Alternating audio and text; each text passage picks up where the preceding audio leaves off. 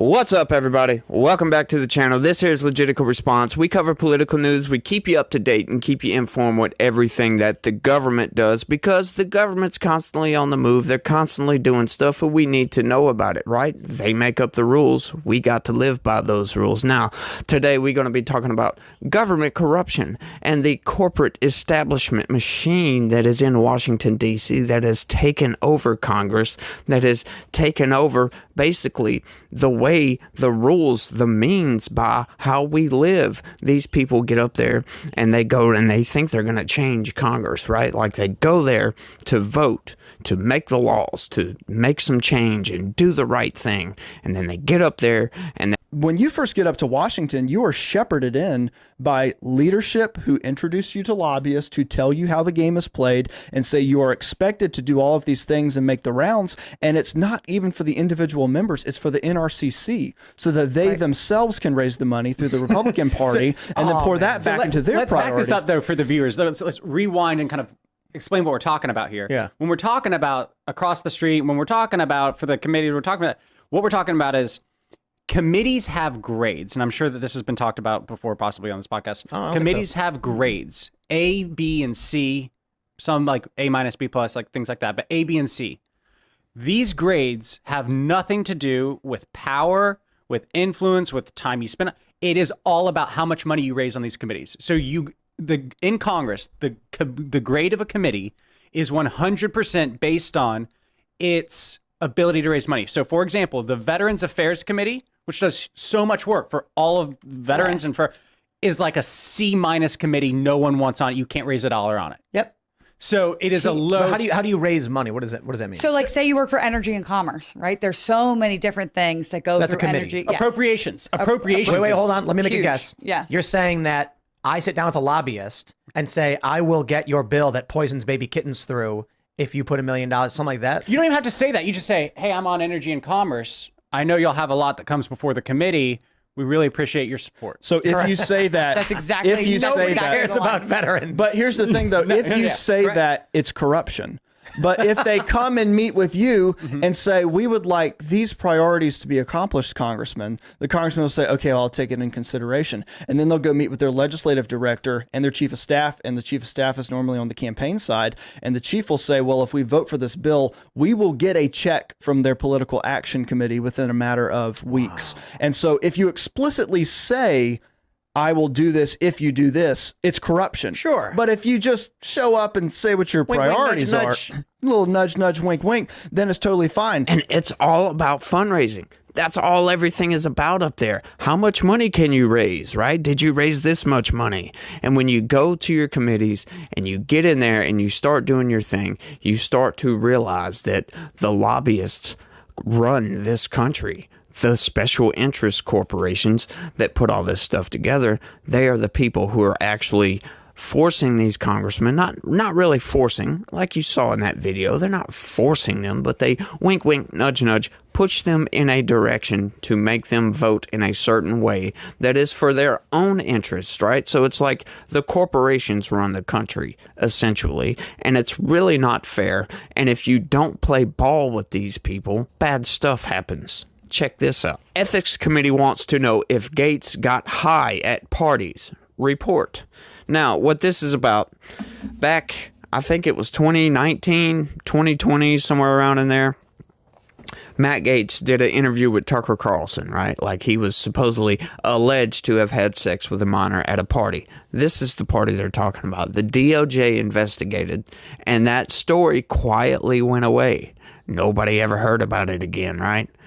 Until Matt Gaetz led the charge to oust Kevin McCarthy, right? Like Matt Gaetz isn't part of the establishment.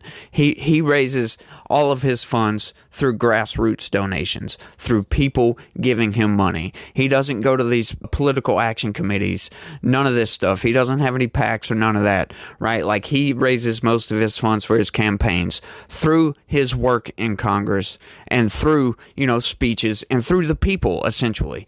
That is how our government should work. But no, congressmen don't do that. They get up there and they're essentially forced to raise money for the RNCC to get on a committee to try to make some change. And once they get there, they realize all these special interests are coming. Hey, we want this. Hey, we want this. Hey, we want this. And they're giving them money. They're giving them donations to their campaigns, and they're doing all this stuff, swaying their interest to vote in the interest of the lobbyists instead of the interest of the American people. And you get in a situation like that. And it's really hard to vote in the interest of America, right, when there's so much money to be made. There's tons of money to be made by doing this. So you can get up there and you can get on national television and lie to the American people and tell them, yeah, we're fighting for the border and we're fighting for this and we're fighting for that. And you don't really vote for these things because the average everyday person doesn't go and look up the voting record of their congressman. I would urge anybody and everybody who is watching this video to go and look up your congressman and go and look up their voting record. And if you don't agree with their voting record, then I would suggest maybe not voting for that person again.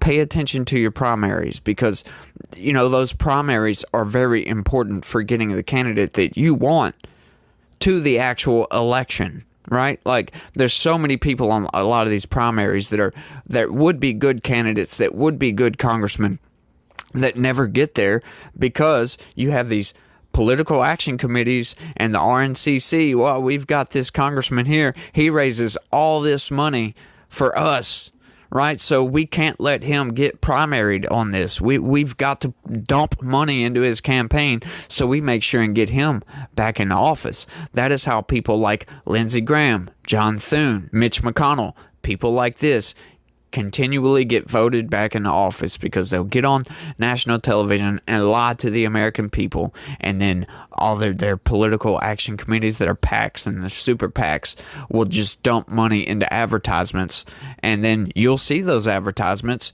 and those advertisements are essentially lies, and that's how they get voted back into office. So you can't pay attention to a lot of this stuff. You got to look up who we're voting for. That's the only way we're going to change this country, right? We get up there and we talk loud enough, we scream at these people, and it doesn't seem to work, right? We've got to force change with our feet, with our votes, in other words. But let's get into the story. House Ethics Committee investigators are making inquiries to find out whether Rep. Matt Gaetz took illicit drugs at a party in Florida after he'd become a member of Congress, according to a report. Sources familiar with the committee's work told ABC News the panel has obtained a sworn written testimony from a woman who claims to have been at a party in the summer of 2017 in Florida that Gaetz attended, alleging the party featured drugs including MDMA and cocaine. Now, why does this make a difference? You would think, oh, well, we don't want our congressman doing drugs. They all do drugs. I'm sorry. A lot of those congressmen do drugs, so that really doesn't matter, right? But this is a report coming from a woman who alleges he was there. He denies being there. So what if there was MDMA and cocaine at a party and he just so happened to show up? That doesn't mean he done any of those drugs, right? Doesn't mean that whatsoever.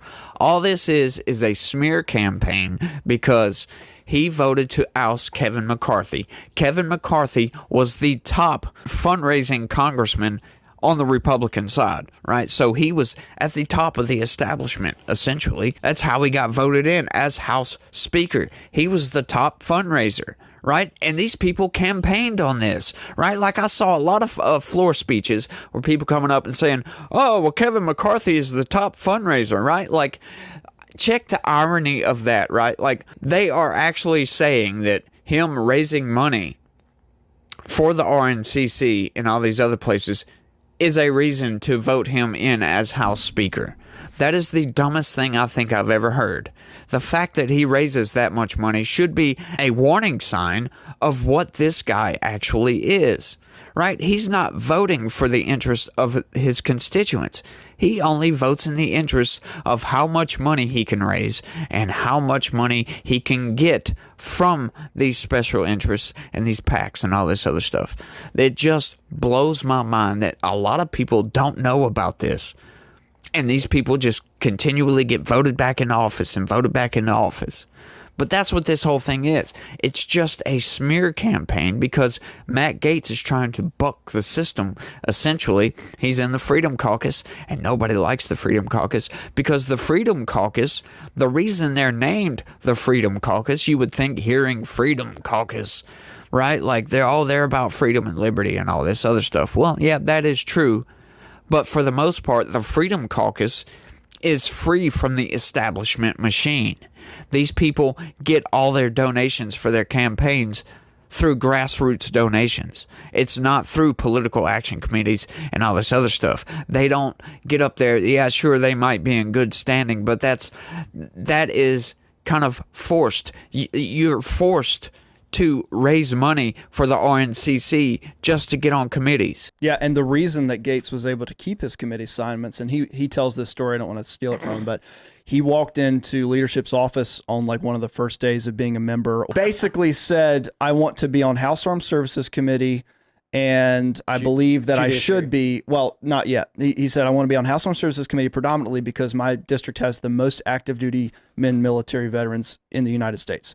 And so I think that I'm qualified to be that. And leadership looked at him and said, well, you're not doing enough work across the street, it looks like. And basically, if you were to come in and give $250,000 over the next few weeks, we might be able to consider what committee assignments to put you on. Yep. And Gaetz said something to the effect of, what if I wrote a check right now for $500,000? And they went, what other committee would you like to be on, Congressman? And he paid double for both. So Double you for have both. bids on committees. Wait, Matt Gaetz actually paid it. Yeah. He At the paid double. beginning. He paid double. That is insane to me. He just, basically that story is he took money from his own campaign to pay for his committee seats.